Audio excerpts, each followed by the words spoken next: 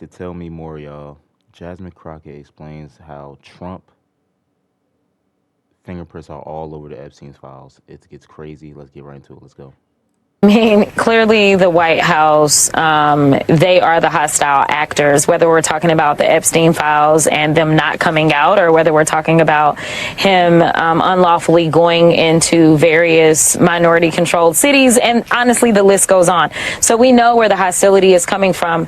I will have to tell you that I respect Thomas Massie. Clearly, we don't agree on a lot, but where we can find agreement, we do. And the reason that I respect him is because he always shows you who he is. He is what I would consider to be a traditional conservative. He believes in transparency. He doesn't believe in whatever Trump tells him to believe. He believes in things like fiscal conservatism. He knows who he is, and he never backs down.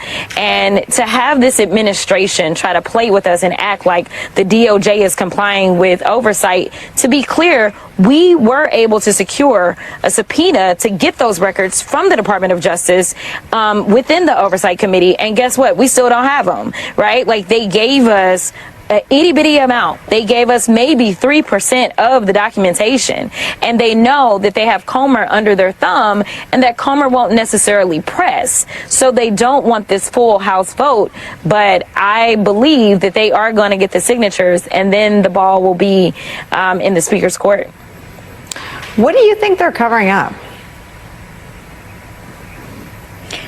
Listen, I mean, now, I've never been a conspiracy theorist ever in my life, okay? No silver tin hat here, okay, sis? But I'm going to tell you that as I sat and listened to these women, as someone who's been in courtrooms and frankly has reviewed my fair share of discovery and cases, because I have represented on the defense side people accused of similar acts, this is next level.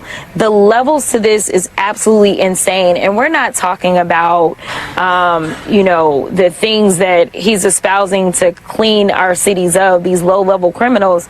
We are talking about, for instance, let me tell you, there was a story of, I'll try to make it quick. There was a story of a young lady who ended up encountering Epstein as he was incarcerated in 2008 in Florida, because he set up a sham company and he was able to then be on work release to his sham company. And while on work release, meaning that he was absolutely being monitored, but he wasn't, he was still abusing women. That is the level. We're talking about them doing fake immigration documents and getting girls from Russia, from Ukraine. Obviously, we knew that there were international implications.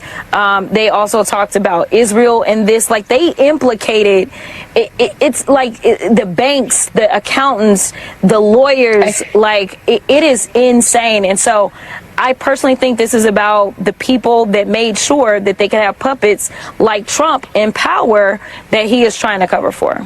Congresswoman, what questions do you have for Alex Acosta, who does this extraordinary sweetheart deal that I think puts in motion the extraordinary circumstances around that work release, where I'd never heard this before, but he's allowed to continue to abuse women?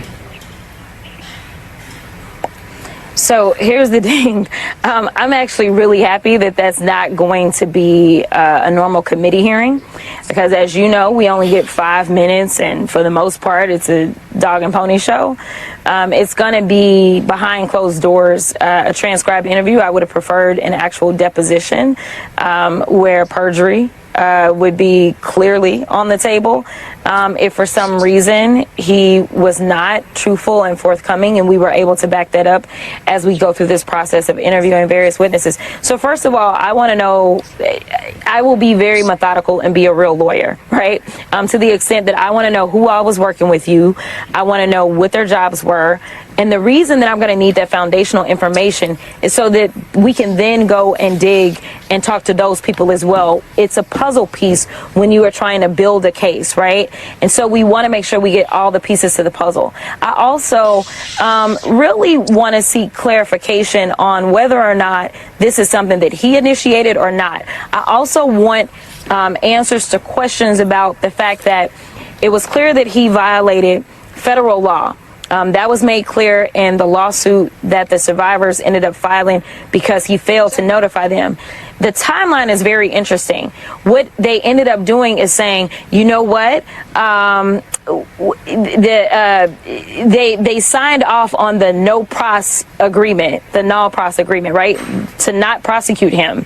And then after that is when they decided that they would talk to the victims and say, hey, just wanted to let you know your case is still moving along. We'll let you know when something's happening, right? This was a clear cover up. And so I want to really dig into his thought process and find out if this is something that he consistently did. And why? Congresswoman Jasmine Crockett, thank you so much for your role in all this and for joining us.